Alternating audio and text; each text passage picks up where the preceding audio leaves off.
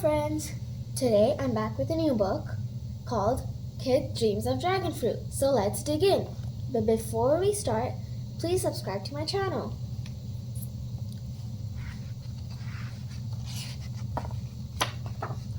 Krit Dreams of Dragon Fruit. A story of leaving and finding home.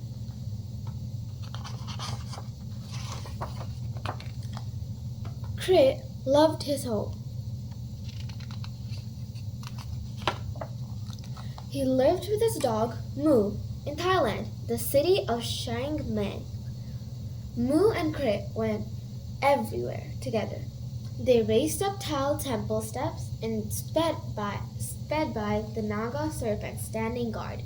They ducked under dragon fruit carts in the market, past papaya and longans and red rambutans. They stood at the foot of the giant Buddha statue, his gentle smile like a hug for the whole world. One special night, each year, they went to the Pink River for the Festival of Lights. Krit made a boat of banana leaves. His friends brought sticks of incense and a candle for the mast. The river lit up like the stars had come down for a swim.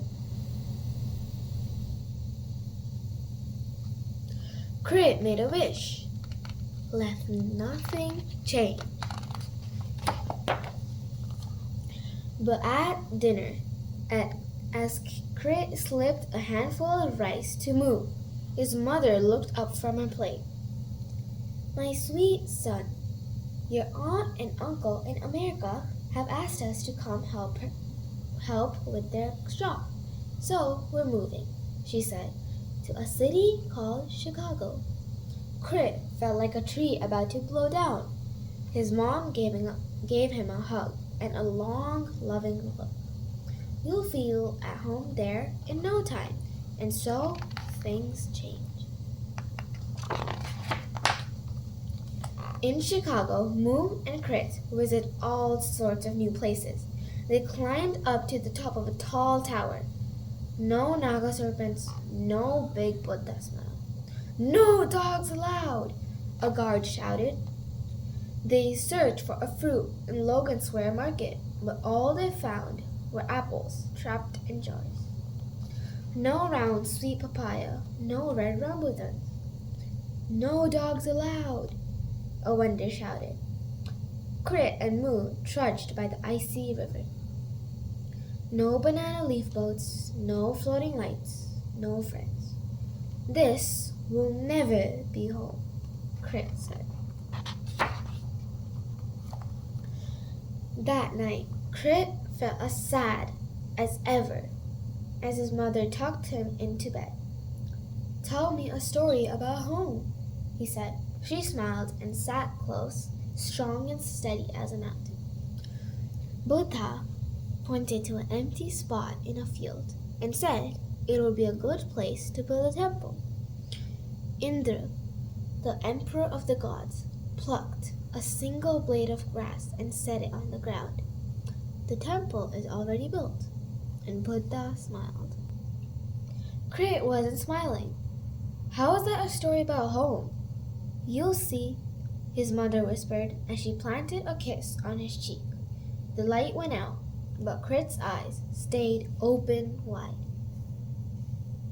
The next day, Krit and Moo slumped in the snow by the same old, cold river.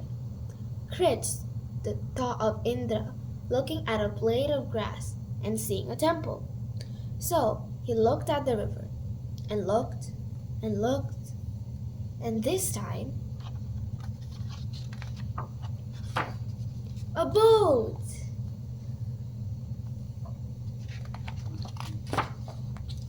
The mast flickered like a candle. The hull shined like a banana leaves.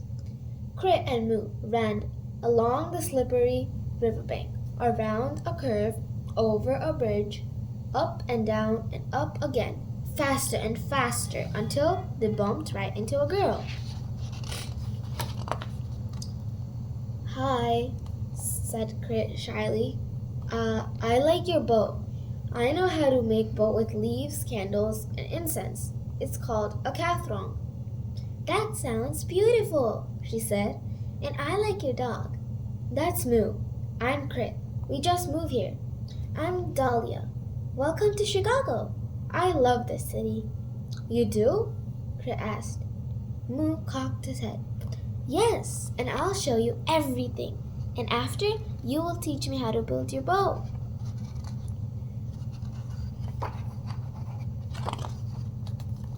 Krit and Moo followed Dahlia to Logan Square. She pointed at a pot of hot cider by the apples. Krit went in to take a closer look. He filled his cup and took a slow sip. A happy zing on his tongue, sweet and bright like a dragon fruit. Krit hid Moo in his jacket and followed Dahlia to the top of the tall tower. She pointed to her apartment, a tiny square of light in the distance. Krit leaned against the window to take a closer look. This time, he saw buildings bigger than Bodhi trees. The sun, a fat, juicy slice of papaya, blinking red lights, electric rambudans in the streets, scarves flapping in the wind like ribbons of woolly naga serpents. Winding through it all, the river. Krit noticed how it curved slowly and steady, like a smile that was spreading across the city, a big blue Buddha smile.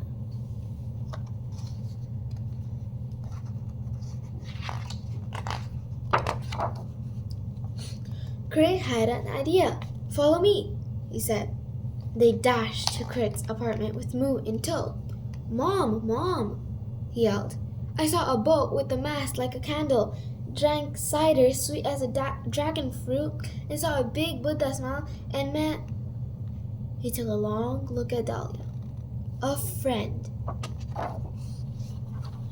He plucked one blade of grass from the pot just inside the door, bright greens like the hill of Chiang Mai. I know the secret of the story. I want to go home. But if I take a closer look at things like Indra did, slow and steady, I see I'm already there. I can be home anywhere. And Krit smiled. Okay, friends, that's it for the story. Thank you for listening and be ready for more. Bye!